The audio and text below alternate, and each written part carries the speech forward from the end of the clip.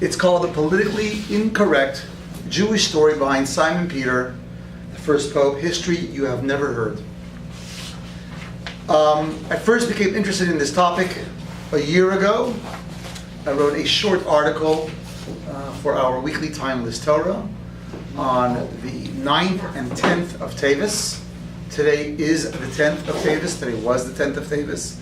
It is a day of fasting, a day of sadness, a day when we remember that the first temple was in Jerusalem, already being besieged by the Babylonians, which would lead eventually to the first exile. And I mentioned something that I saw in passing, and someone asked me a question, and I didn't know the answer, and I completely forgot about it. Couldn't find the answer, so I forgot about it. And then about a month ago, 3 weeks ago, I saw the person, and I said, I'm going to try to find an answer. And one thing led to another thing, led to another thing, and I really had no time to prepare this class. So it wasn't like I sat down one day for 3-4 hours, I got a snippet here and a snippet there, and this is what I came up with. But nothing that I'm saying is conjecture. Nothing I'm saying is guesswork. This is all recorded. I'm not making anything up. Where I am going to make something up, I will tell you. We'll start off with the version as known by the rest of the world, the standard version of history, based upon the New Testament. You can Google this, you can go on Wikipedia. You're going to come up with the same information that I did. The first pope in Rome was a guy called St. Peter. If you go to Rome, St. Peter's Church, the Basilica in Rome, or Simon Peter. He was the son of John, or the son of Yonah. He was born in a little village in the Galilee. He was originally a fisherman, and in the New Testament, that's a big deal. He's a fisher of men. He captures and he finds lost souls. He was ordained by Jesus in a very famous dialogue called The Rock of My Church. It's in Matthew. You could look it up. It is quite boring, I have to tell you. I did look it up. I don't know how it sounds in the original, but in the English translation, it's a lot of verbiage, and I'm going to quote one line later from that ordination. He is ordained by Jesus. In fact, he is listed as the very first person ordained by Jesus. He's a leader of the early Christians amongst the apostles, the 12 apostles, the 12 disciples, students, followers, inner circle of Jesus. He is listed first amongst them. He becomes a spokesperson for all the apostles. He becomes first bishop of Jerusalem and the first pope in Rome. I want to say something about the first bishop in Jerusalem. You probably are aware that the church is not monolithic. The church has different opinions as to history. There is the Catholic Church, the Western Church, the Roman Church, and then there's, of course, Eastern Church. Later became the Greek Orthodox Church or the Russian Orthodox Church. They have completely different versions of history. They say James became the first bishop of Rome. Everybody knows that there was a tussle, a struggle for supremacy between James and Peter. But we're going to talk about, we live in the West, I'm going to talk about standard version of history as it exists in the West. Everybody agrees to this idea. I didn't find any Christian scholar that said, no, it's not true. When you read the New Testament, and you read early history of Christianity, in the struggle as to the direction of where the early Christian would move or go, the main struggle was, should this movement include Gentiles, non-Jews or not? Most of the early crowd wanted it to remain only for Jews. They themselves were Pharisees. They were not Sadducees, which means simply they did not hold with the ruling class, with the priestly class, those who held the money, those who held the power, those who were already in cahoots with the Romans. They were rebellious, they were anti-Rome, they were more traditional, more conservative, they believed in the end of days, the coming of Messiah. The early Christians, most of them, especially the ones in Jerusalem, wanted this religion to remain only for Jews.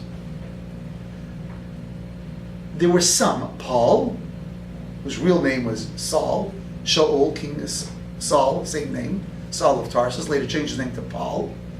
And lesser known is, of course, Peter. Argues no, that this religion should be introduced to the non-Goyim, to the non-Jews, to the Goyim.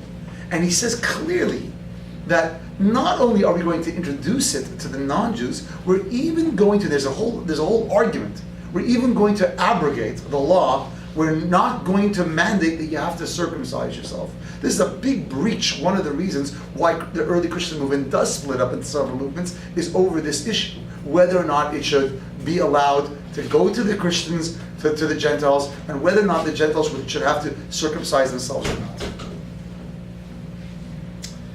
not. He was crucified in Rome in the year 64 by a guy called Emperor Nero. Nero, of course, is the Meshuggah, who, as history says, was fiddling while Rome burned. We all know that's not true. Why is it not true, Mrs. Denburg? Because the fiddle had not yet been invented. That's true, by the way. The fiddle was not yet invented. That's his point. So he is crucified. He is crucified upside down. According to the early Christians, it's because of Peter says, I'm not worthy of being crucified in the same manner as Jesus. I don't want to end up where Jesus ended up, and therefore he desires, he begs that he be crucified upside down. All of this is found in the New Testament. Someone pass this down for me, thank you. I mentioned earlier on that there's a dialogue where he ordains Peter, and he says in this is again from Mrs. Denburg, I actually gave you my sheet. I have some notes on the bottom. You have my sheet? Thank you. He says to him in Matthew, he says, I tell you that you are Peter, Petros, and on this rock, Petra, I will build my church. You all know the word petroleum, right? Petroleum, petro comes from rock. That's why it's called the Rock of St. Peter in Rome. That's where he gets ordained. And he gives him a bunch of brachis, a bunch of blessings. But the fact that he needs to tell me, you are Peter, because that's not his original name. He's originally introduced not as Peter. That's a new name. Peter is a takeoff of, you are my rock. The church will be founded upon you. You will be its basis, its foundation. His original name is Shimon. Later given the name Peter. Interestingly enough, that in Aramaic, the name given in the old Aramaic manuscripts is Shimon Kepha. Now Kepha is related to a Hebrew word kifa or kippah, which means like a dome, like the dome of the rock. Okay. And one last thing is, although there is much in the Gospels about Peter, every single one of them has at some point during the Last Supper, Jesus saying that you will deny me. And when Christians begin to wonder why a guy who would deny Jesus as the Messiah would end up being the founder of, and the early founder and the leader of the apostles, is because he is the forgiven sinner. He plays that role in early Christianity. That's a very brief overview of what the Christians believe is and was the first pope. A guy that was a fisherman, he rose in the ranks, he struggled within the church as it existed in Jerusalem, he comes out the winner, and eventually moves to Rome big time. Okay? What we're going to do is we're going to go back to a lot of Jewish manuscripts. I tried making some of them a little bit bigger. They're usually much smaller, these little manuscripts. Thank God I could not have done this without Google, because I don't have access to all of these manuscripts. Some of them are rare. There's a great website. If you're ever looking up a manuscript, it's called Dikduke Seifrim. It's the scribes being medactic, being exact. It has the original uncensored Talmud. It has the original uncensored Rashi. So it has a lot of stuff that you can't get today on your bookshelf. We're going to start off with the Gemara in Avodah Zarah. The Gemara in Avodah Zarah talks about idolatry. Remember when the Mishnah and the Gemara are being written, right? Especially the Gemara.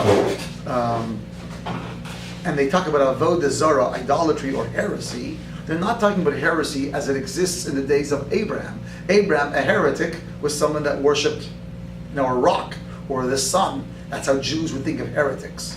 In the days of early Rome, in the days of the Mishnah and the Gemara, when the rabbis talk about the minim, the heretics, the sinners, they're talking specifically about Rome.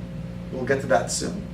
So the first Mishnah in Avodah Zarah says that you're not allowed to do business with a Gentile just before or after his holiday. I'm afraid that he's going to take your money, the prophet, and he's going to use it to dedicate it to his God. And the Gemara lists a whole bunch of holidays that you're not allowed to do business with your local Gentile in case he uses the money for his offering to his God. And it lists one after another. Saturnalia, the holiday to the god Saturn, who celebrates the winter solstice. And all of the holidays listed by the Gemara are old Roman holidays. It's clear from the Gemara, we're talking about Rome, the names of their holidays, everything is Roman. Okay?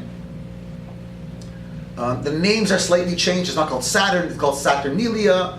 The commentaries say because you're not allowed to say Saturn in those times because it meant not a planet, it meant the name of a god. So on page number 10 of that Gemara, this is what the Gemara says. The Gemara is quoting a list from the Mishnah, and it says, V'yoim ginusa shel malchayim. That one of the days you're not allowed to do business with the local Gentile, the local Roman, because he might use their money for his idol worship, is the day of Ginusa. What's Ginusa? The Gemara says, I don't know.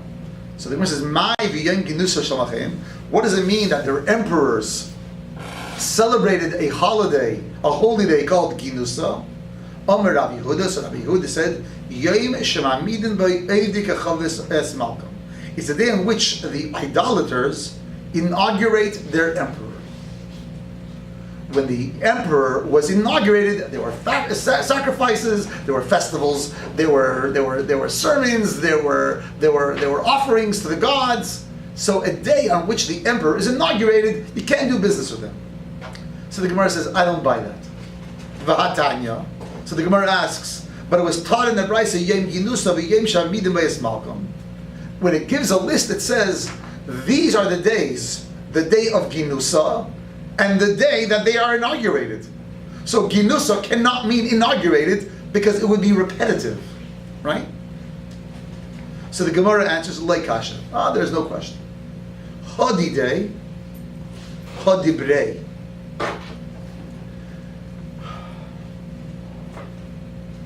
Ginusa refers to the day that the emperor becomes inaugurated. Why does it say a second day, the day they are inaugurated? It doesn't mean that they are inaugurated, the day they inaugurate their children. The day they inaugurate their sons. And as Rashi explains, for an emperor to have his son take over as emperor and installed safely in office while he could manage that, that would be such a fantastic simcha, such a fantastic honor for the emperor, he would make it a day to the gods. The Gemara says, never happened. Did it ever happen in Rome that one king, one emperor, made his son the emperor? Never happened. Why did it never happen? Either because in Rome, if you know anything about Roman history, the Senate made a rule that it's not hereditary. Emperors are not children after their fathers. In fact, most emperors never installed someone as an emperor because they were murdered by the new emperor. It never happened that there was an emperor who was installed by his dad as an emperor. Look at history. So the Gemara says, and true, you look at history, we never find it. We do find sons killing their fathers, but not fathers installing their sons. So it cannot mean the day of inauguration of you and then the day of inauguration of your son. Vatani Rabbi Yosef. And I'm going to prove to you that it never happened. It's a verse. Who wrote this verse? A convert by the name of Ovadia. Ovadia wrote a book. It's all of one chapter long. And the 24 books of the Torah, there's one called Ovadia, which means Oved Ka, the servant of God. Where was his ancestry? He was a convert. Where did he come from? He came from Rome. He was Roman. He was from the family of Edom, Esau. And he says it's all about Rome. This whole thing is about Rome. He says, Hine kote nesaticha bagayim, behold, I have made you the katan, the smallest, the most inferior of all of the nations. In what sense is Rome inferior? She'ein moishiven melech bemelech. Because there's no continuity in Rome. There will never be a son who becomes king after his dad. Bozei atama'oid. And then Ovadia, the prophet, continues, not only are you inferior, because there's no continuity, you are buzzy, you are disgraced, discredited, despised. Why? This is the punchline that I want to focus on. She'ein lehen leiksav, because they do not have their own writings, v'lei lashon, and they have no language of their own. Rome does not have its own books, its own writings, and Rome doesn't have its own script. Anybody know what that means? Latin is borrowed from Latin, Cicero, they have no books, they have no, everyone knows Latin. Latin is a language. And it's true that Latin comes from Greek, but every language comes from some other language. English comes from Latin, and Latin comes from this, and this comes from Phoenician, and Phoenician. Every language borrows from other languages. So what does it possibly mean?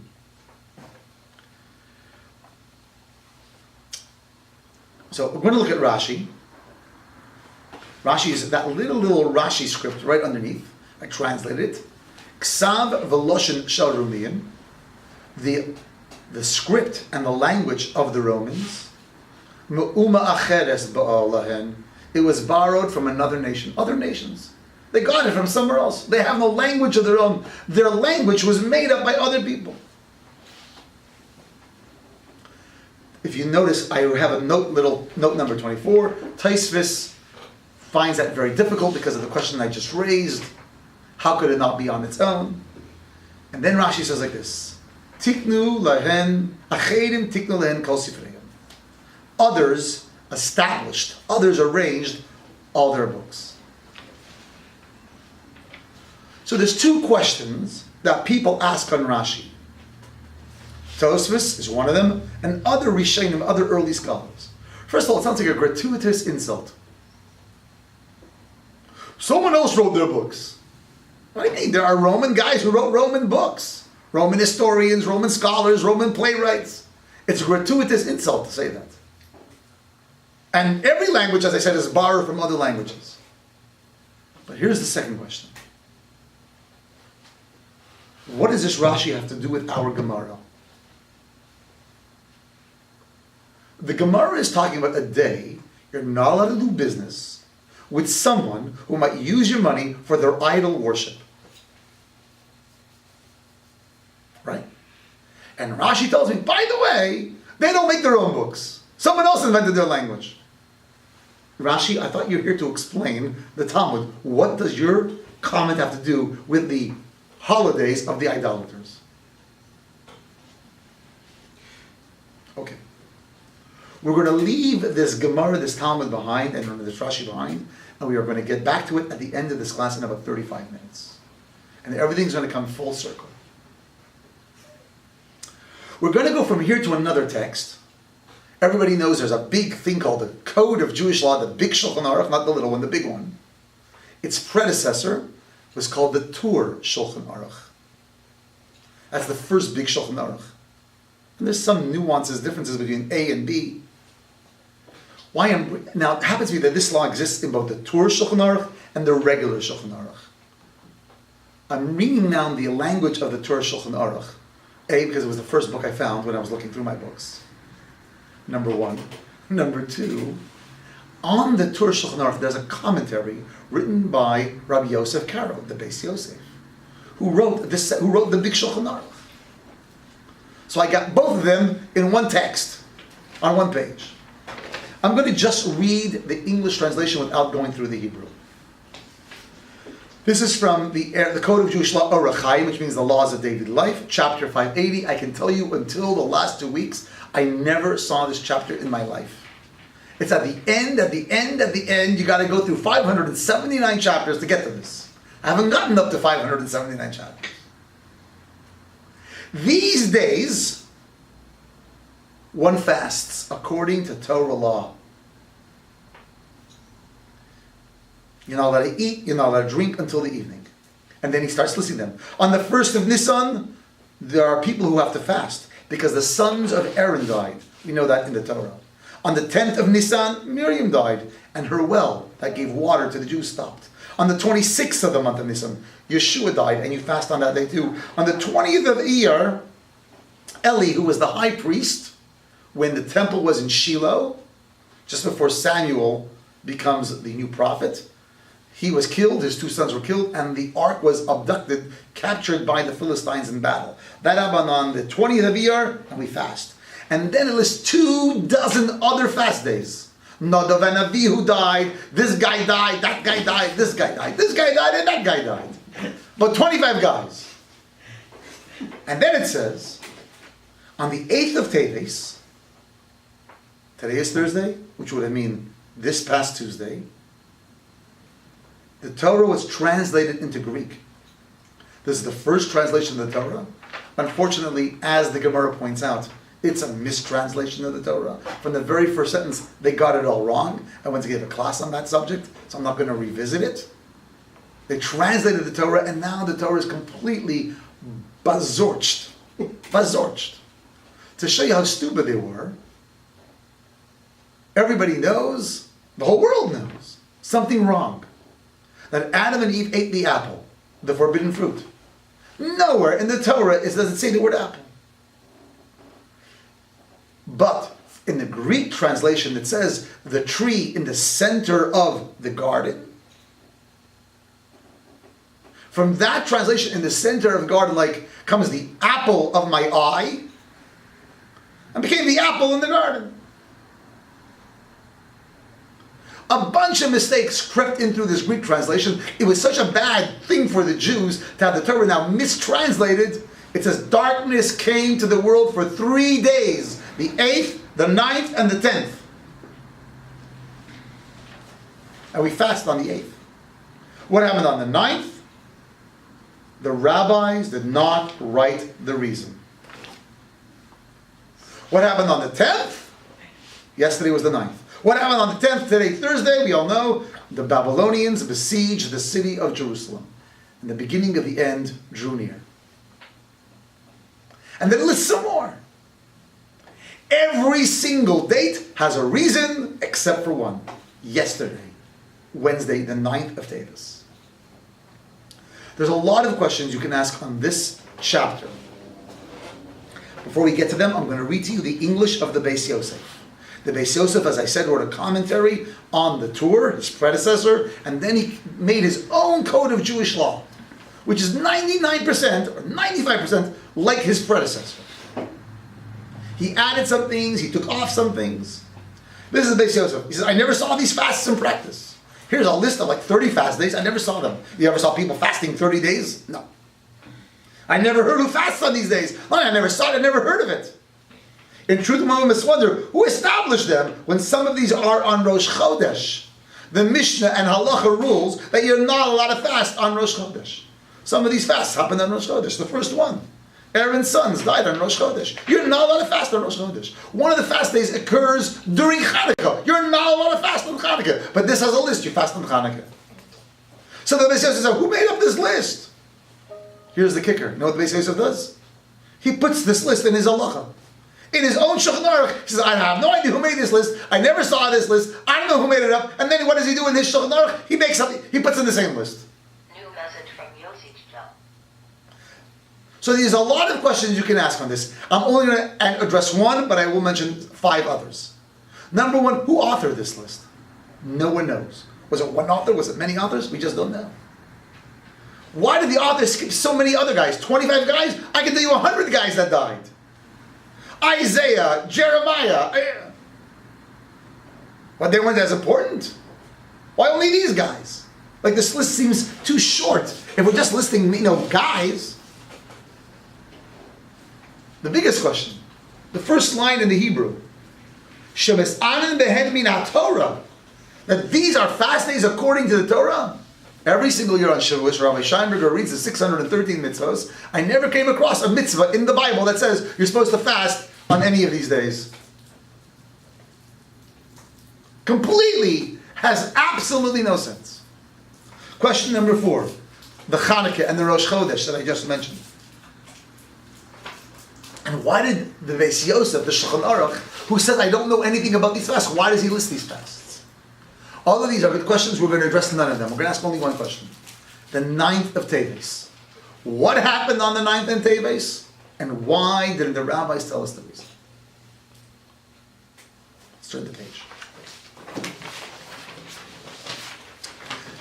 So there's a bunch of answers in history. I'm going to give you 4 of them. There are more. But these were the most intriguing, I thought. Also, they go through their timeline. The authors are just a timeline of just Jewish history. Okay. The first answer comes from a fellow called the Ravid. Not the Ravid who asks questions on the Rambam. His name is Rabbi Ibn Daud. He wrote a book called Sefer HaKabbalah. Over there, the word Kabbalah does not mean mysticism. Sarah, what does HaKabbalah mean? So what does it mean in that context? It's a history book. The book HaKabbalah. This is the Moshe Kibel Torah Mishneh Masara. It's a book of history. An author of history. He says, what happened on the 9th of Teves? Now, he himself was a Spanish scholar, Ibn Daud, as his name suggests. He lived into the 1200s, 1180, I think. This was his book published, or 1188. When I say published, I don't mean printed, I mean published. Someone wrote it. Which is important. We'll see why later. And he says that there's a very famous story about a very famous guy called Shmuel HaNagid. Has anyone ever heard of Shmuel HaNagid? Mrs. Denburg, could you give us 60 seconds of Shmuel HaNagid? It was here to Spain, Cordoba. It was the biggest Spanish empire, but that was in the 11th century. So he was... He became the macher and the knacker that guided European life because he controlled what was going on in Spain at that time, a rising power. He became the vizier, that means the advisor to the caliph, to the fellow that ruled the king, and his son, Rabbi Yosef HaLevi HaNagid, followed in his father's footsteps. He was not as great as his dad, there's no question about that. He was assassinated in the year 1066. When was he assassinated? On the 9th of Teves. So therefore, according to Ibn Daud, why do we fast on the 9th of Teves? Because this rabbi was assassinated in Spain. A lot of questions you can ask. If we're talking about rabbis, not just prophets, the list becomes endless. Why didn't he list Rashi? Why didn't he list the authors of the Tosfos? Why not list the Rambam? Why Shmuel HaNagid? Back and forth, there are answers back and forth, but it's a strange answer. It really is a strange answer. We're giving a list of all the guys in the Bible, and then in the middle of that list, there's a guy from the year 1066. It's really difficult to fathom. There's another answer from Rav Moshe Isserles. Rav Moshe Isserles is, if you open up that big Shulchan Aruch, which we call the Beis Yosef, Rabbi Yosef Karo, he was a Sephardi. And we don't always rule like Rabbi Yosef Karo. So there was a rabbi in Poland, in Krakow, who wrote a commentary, a running commentary, notes where the Ashkenazi Jews differ from the Sephardic Jews. And he wrote, I'm not sure if this, I don't see a red light, but I don't know, is it still going? Still going. Okay. The Ashkenazi Jews followed the notations, the glosses of Rav Moshe Isserles. He wrote a book, a commentary on the Megillah of Esther. And in the Megillah of Esther it says that Esther was taken to the king. Remember, she was one of the harem, one of the girls in the harem, on the month of Teves, in the 10th month of the year. It's a verse in the Bible, in Megillah. Well, the 10th month, starting from Nisan, is the month of Teves. That's what happened on the 9th of Teves. Esther was taken to the queen, to the king, and that's that's a terrible thing. I have another question. Why did that story have to be hidden? The rabbis won't want to tell me the reason? If that's the reason, why wouldn't the rabbis tell me? What's the big secret? The rabbis could tell me every other event, but they couldn't tell me this event.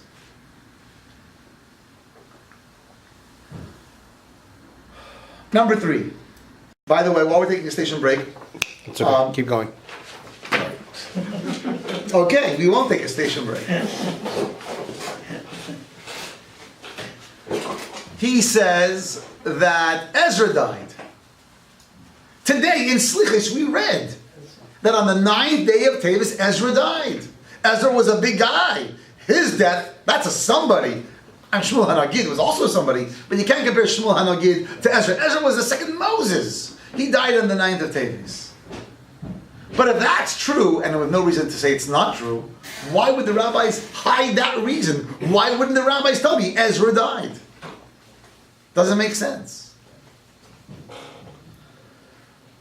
Rabbi Yedison Eibschitz wrote a sefer, and he says that the reason why the rabbis didn't want to tell me the date that Ezra died, since Ezra is compared to the second Moses, and we don't know where Moses was buried, therefore they didn't want to tell me when Ezra died. And then here's another reason. Barrow showed it to me today. I saw it before already. That's actually how I started my search, because of answer number 4. This comes from a sefer called Sefer HaGilgul. Gilgul is about souls that reincarnate into other people. And he writes that the father of Christianity, Jesus, was born on the 9th of Teves. Now, let me tell you how this works. I actually did this. See, Rabbi Google is a genius. Now, you cannot do it on Chabad.org, because Chabad.org only goes to the year like 1621. But I got to go back 2,000 years, right? I can't go back to the 400 years, 1621. So I found a website that allows you to actually calculate the Hebrew date and the English date for 10,000 years. From the beginning of time until the year 10,000. We're only holding 5775. So I calculated. And in the year 4 BCE, 4 before Common Era, December 25th was the 9th of Teves. And since this is such a terrible day for the Jews, the birth of Christianity, the birth of Jesus, that's why the rabbis didn't want to tell me what happened on the 9th of Teves, that Jesus was born. Oy vay vay, can you imagine if they wrote that down? They would be killed. But the Jews on the inside, the Jews in the know, figured it out, that it refers to the day that Yashka was born. Ingenious answer. One problem with the answer. Does anybody know that, I'm sure you all do know, the name of the calendar we use today? Gregorian. Was the Gregorian calendar in use in the days of Jesus? No, it was called the Julian calendar. Yes. Now, we don't even know the year that Jesus was born. There is 3 opinions, 3 acceptable opinions. The year 4 BCE, 5 BCE, or 6 BCE. No one agrees that he was born on the 25th of December. In fact, according to most church historians, he was born on January 6th, which is still celebrated in the Eastern Church as Sylvester Day in Eretz Yisrael. And also in Russia. In Russia, right. So, why it's called Sylvester is another story, another class. So, our calendar really is not a continuum, a straight calendar from December 25th of the year 4 BCE. We have to change calendars, change everything. But nonetheless, if you do a calculation based upon our calendar today, and if you argue that everything stayed the same, which it did not, and you argue that Jesus actually was born December 25th, which we don't know, and it was in the year 4 BCE, it does come out that the year 4 BCE is the 9th of Teves. Ingenious. And that's why we fast. I'm going to give you now another answer. Okay.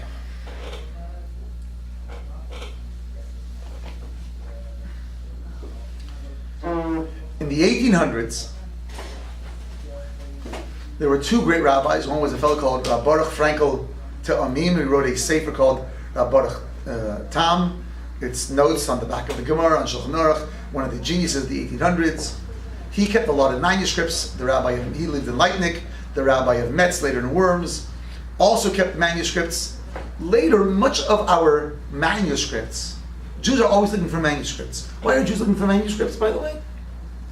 Sandy? Why are we looking for manuscripts? Why are manuscripts so highly prized in Judaism?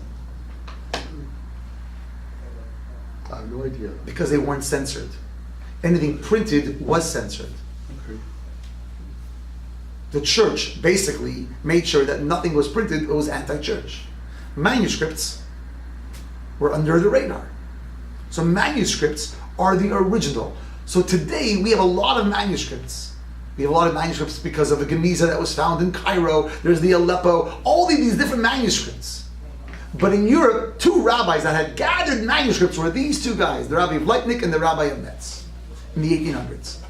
And they were a fountain of information. Somehow they went out of the way, they bought manuscripts, they searched for manuscripts.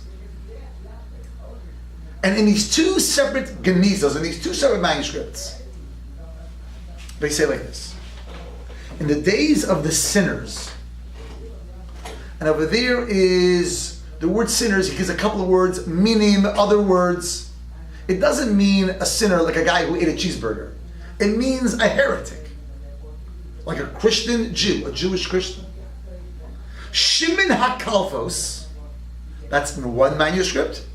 Another manuscript says the exact same phrase, but it doesn't say Shimon HaKalfos, it's Shimon HaKalfoni, who made a secret pact with the Jews, died on the 9th of Teves. And that day became a permanent fast day in Jerusalem. So now we have two separate sources, two separate manuscripts. There's no collusion between these two rabbis. And one says the exact same events as the other. The only thing that changes is the way you pronounce the name. Is it pronounced Shimon HaKalfos or Shimon HaKalfoni? It's a very small change in name. The problem with these two manuscripts is that the name Shimon HaKalfos is not found anywhere. Not in the Talmud, not in the Rishonim, the early writings, not in the Achronim. It is mentioned by no one in Jewish literature almost. It doesn't exist. So who is Shimon HaKalfos who made a pact with the Jews in the times of the sinners? So if you want to read about Shimon HaKalfos, you got to go to a polemic, at least in the eyes of the Christian world, the Jewish version of early Christianity. There is a book. You can buy it today in a good bookstore. It's called The Chronicles of Jesus.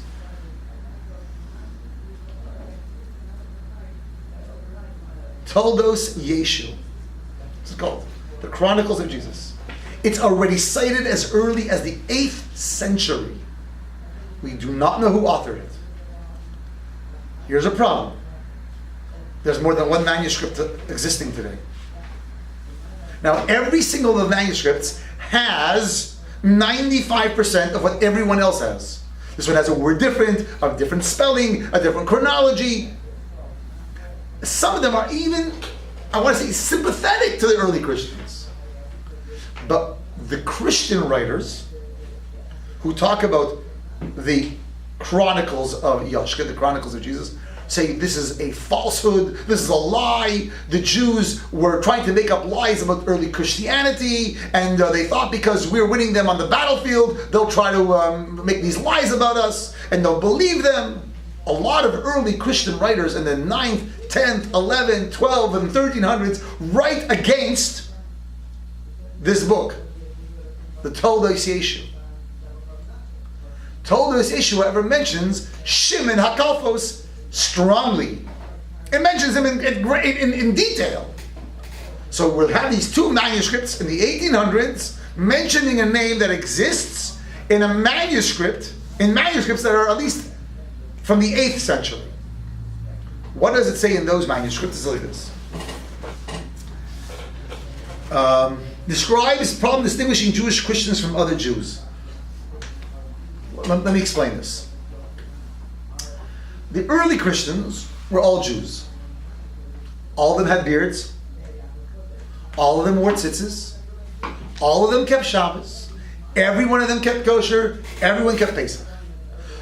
What differentiated them from their fellow Jews was they believed in Jesus as the Messiah, and those believed in the Messiah, they don't know who he was, we're still waiting for him.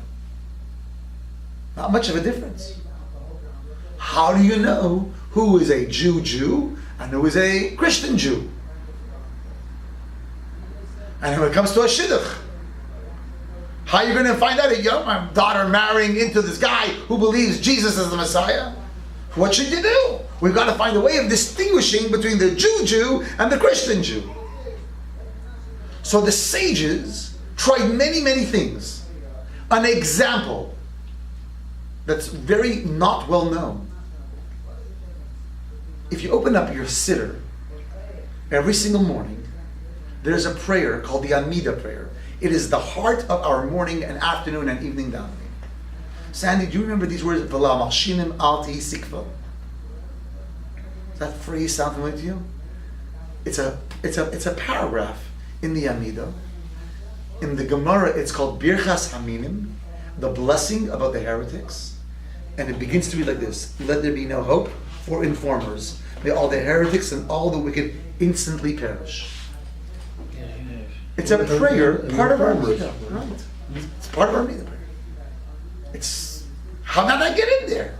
We're talking about God do this for me, God do that for me, bring back Jews, bring back Jerusalem, and all of a sudden the informers. Who wrote that? So according to many commentaries, how did that prayer get in there?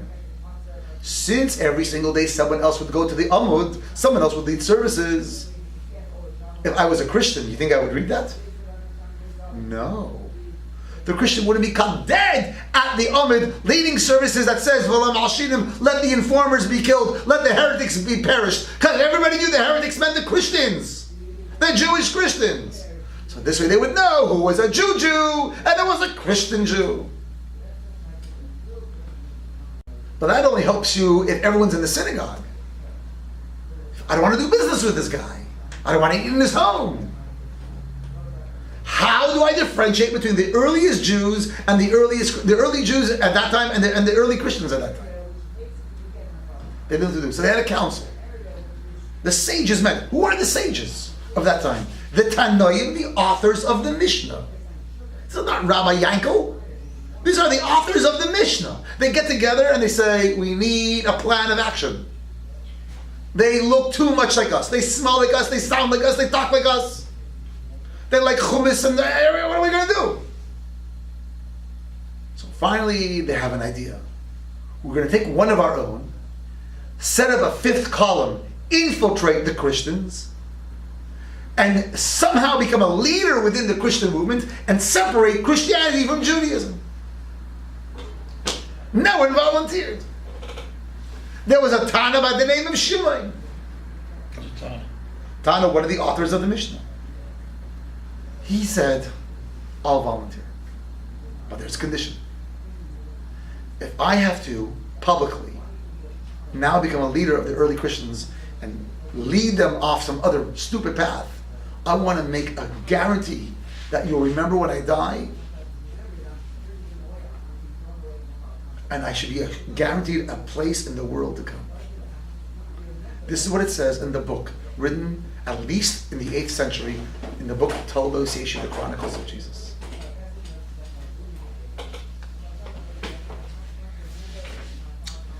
If you look already in the 300s, the first Christian historian, who himself was the archbishop in Antioch, he writes of Caesarea, I think it was in Antioch too.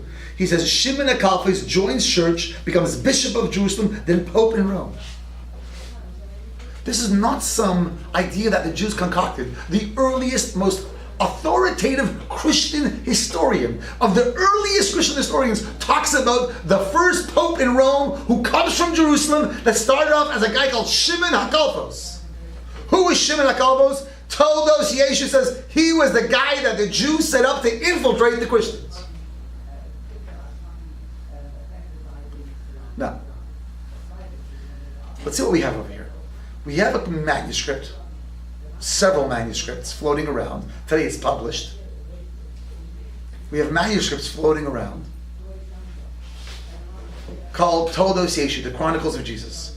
They're at least from the 8th century. We have two other manuscripts floating around in the 18th century. in the 1800s, I should say, in the 19th century. It's 1,000 years apart. Is there anyone and anything that connects these 1,000 years? Let's see. I called up my darling son-in-law tonight, and I don't have Dikduke Sefer, and you got to actually be a member to be able to download some of their stuff. But my son-in-law, thank God, was able to send me right away on WhatsApp an uncensored Rashi, which means a handwritten Rashi. This handwritten Rashi, by the way, is not found in the Gemara. It's a Rashi on Ein Yaakov. I'll explain in a moment. But let's go first. In Toldos Yeshu, in the Chronicles of Jesus, it says like this: that the scholars, the Tanaim of Jerusalem, although they were the center of Jerusalem, the heart of the Jews in Jerusalem, they said, this is such a big decision to send a Jew to do this and to falsify a whole religion, create a whole new religion. We can't make this decision on our own, because we see that this decision might affect Jews around the world. So what happens? They decide to send a letter to 2 other Jewish communities that we know of, because they list them, to see if the other Jews, the other Jewish leaders across the world would agree. Who did they send to? To the Jewish scholars in Babylon. Babylon already was vying for leadership with Jerusalem. Who were the greater scholars? And then they sent to Europe, to the Rhine Valley. Because it already was known that when the Romans entered Jerusalem, there were many, many Jews who went later on with Rome to France, to all over Europe. And therefore we find already 1,000 years ago, Jewish communities in Europe. 1,500 years ago, Jewish communities in Europe. Jews were there since the times of the Romans. So there are Jews there since the time of the Romans. The Jews in Israel at the time of Rome decide to send to their brothers in Babylon and to Europe on the Rhine Valley to see if the other Jews would agree, and they agree. And this is what it says. Now, I have to be honest with you. This particular manuscript of Toldos Yeshu, we do not have a copy of the manuscript. We have its published form, but we don't have this exact manuscript. We only have its published one. It was published, however, in the year 1705 in Holland. This is important. Why? Because what was different in Holland than the rest of Europe, Mrs. Denburg? Under Spain. They weren't under Spain. Christian, Catholic Church controlled all of Europe, but not Holland. Holland were reformers, Reformation. They could do whatever they wanted. They were much more liberal. They even allowed Jews in 1705 in Holland. And so in Holland, they take one of the manuscripts of Toldos Yeshu, and this is what they write. Shimon HaKalvis codified Christian laws and customs. This is what it says in that manuscript, which we do not have. He transformed their letters. He changed their letters, their ABCs. Established new alphabet. He gave it new names, intimating that these were all false. He wrote their canon, their biblical books, their evangelical works, and their letters, their epistles. This is what it says in an 8th century manuscript, according to something published in the year 1705 in Holland.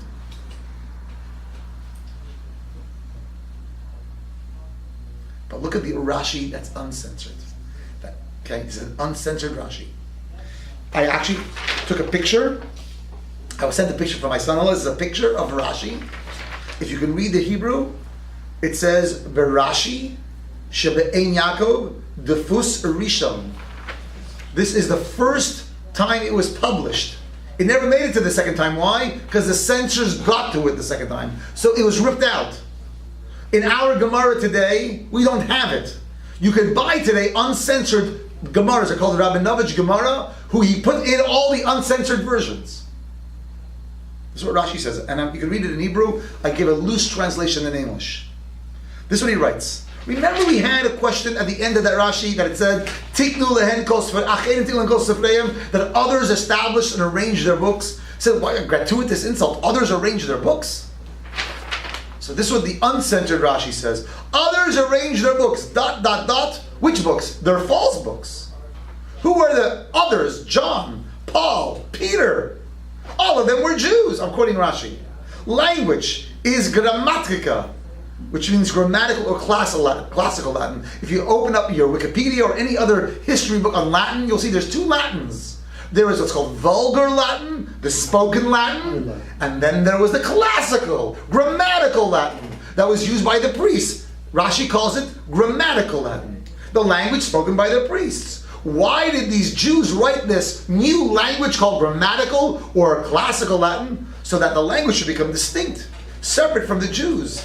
These three did not deny God. It was done for the benefit of the Jews. They saw the tsaris of the Jews. With no alternative, they made themselves to be of the deceivers of Jesus, as if they were with him in kadeshos. Now this word I left untranslated, because it could mean many things. It could mean that they were willing to be martyred. A kadosh is someone to be martyred. And who does Rashi quote? This is clearly stated in the book called the Chronicles of Jesus. Now, when did Rashi live? He was born in 1040. This book, this manuscript, told us is the 8th century. That's not so far. How would Rashi have known that? Where did Rashi grow up? In the Rhine Valley, Germany, France. Look, 100 years go by, not even. Rabbeinu Tam, grandson of Rashi, he cites an Eitzer Midrashim. He says, who was Shimon HaKalfos? He says he was a devout and learned Jew. He was the leader of the poets and was granted great wisdom. The leader of the poets? What did he write? So he says he wrote the prayer called Nishmas. Everyone remember in Shabbos davening, the Chazan just before the Shochanah goes, Nishmas Kol Chai. And every living being should praise your name. It was written by Shimon HaKalfos. Now there is some argument on that, but no one argues on the next one. On Yom Kippur, there is a famous prayer called Even Tehillah. I shall give praise. These are the words. Powerful in force. God, you absolve iniquity. You are great in counsel. You pass over transgression. He sees all that is in secret. Everyone agrees that this was written by Shimon HaKalfos. There is no argument. Who is Shimon HaKalfos? Simon Peter. Peter from the word Petra, from the word rock. HaKalfos from the word Kifa, rock. And Rabbi Yehuda HaChassid, the most explicit of them all. Who was Rabbi Yehuda HaChassid? He was not a chassid like you think. He was the leader of Ashkenazic Jewry in Germany. Ashkenaz refers to Germany, really. In the late 1100s, early 1200s, he led this movement called the pious movement, Hasidim, people that would fast and people who would abnegate themselves. He would make themselves lowly, and they would torture themselves almost, like to reach some sort of spiritual state. He writes, if a Jew converts to Christianity, we refer to him in a derogatory nickname. Therefore, if his name was Abraham, we change the Aleph of Abraham to an Ayin. Sounds similar. We change the Beis to a Fei. Instead of Avraham, we get Afram. Afram means, from the word Afar, dust. So instead of saying Abraham, we say, hey, Afram, dust Jew. If you converted to Christianity, we do this even to a tzaddik. We do this even to a tzaddik? What kind of tzaddik would convert to Christianity? Rabbi Yehuda HaChassid says in the 1200s, if the Christians venerate him, like Shimon Kifa, who was a righteous man, who was a tzaddik, but the Christians venerated him as one of their saints and gave him the surname Simon Peter. Yehuda HaChassid says it clearly. Even though he was a tzaddik, and who does he quote? Toldos Yeshu? The Jews gave him the nickname of Peter Chamar. The word Peter and Peter is similar. But a Peter Chamar is a line in the Torah, the firstborn of the donkey. It's called Peter Chamar. So they called him first donkey. From the word Peter. Now let's go back to our original question. And then we'll try to make heads or tails of one or two other things. The Gemara is trying to explain what their holidays are. What's their holiday? And he brings on a day that we don't know what it is. It cannot mean they're sons. What is it? We don't know yet. The Gemara I'm not here to explain the Gemara. The Gemara will go on and explain it later on.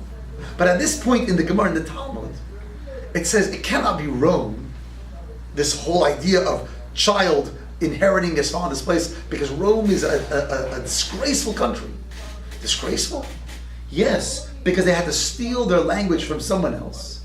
And they have no other, and all their books were made by others. In the uncensored Rashi, who is their books were made by others? Shimon HaKalfos, John, Paul, all of them Jews. Why did he codify? Why did they make the Shulchan Aruch, the code of Jewish law, the Christian gospel? For one reason and one reason only. So that they should take this nascent religion and turn it into something that had nothing similar to Judaism. They should make Shabbos on Sunday. You don't have to circumcise yourselves. You're allowed to eat pig. You're allowed to do everything you want. So that Jews should know who's a Jew and who's not a Jew. So Shimon said, I'll volunteer for the job. How do you think I'm going to be able to do that? They said, first of all, you're a Tana. And over there in the New Gospels, it talks about the miracles that the saint, Simon Peter, was able to do with a great name. So he says, how do you know they'll make me their leader? He says, first become the leader of Jerusalem. We have friends in Jerusalem. We have contacts in Jerusalem. But there, you got to go to Rome. If you want to have impact on Christianity worldwide, you can't stay in Jerusalem. You've got to become Rome. He says, on one condition. I want my death to be marked, to be remembered. Someone should say Kaddish for me. Doesn't say the word Kaddish. This is conjecture already. So his brother sages, his brother Tanaim, authors of the Mishnah agreed. They said, but we're never going to be able to let anyone know. He says, I don't care. And so they put into the Masechta Tainus and later in Shulchan Aruch that there's a day called the 9th day of Teves. And it's so interesting. That's the day he died. Why is it so interesting? Because the line before in Shulchan Aruch says there were 3 dark days in Teves. The 8th, the 9th, and the 10th. What happened on the 8th? They translated the Torah into Greek. And they said to him, we need you to make a new Torah. There is a commonality between the 8th and the 9th.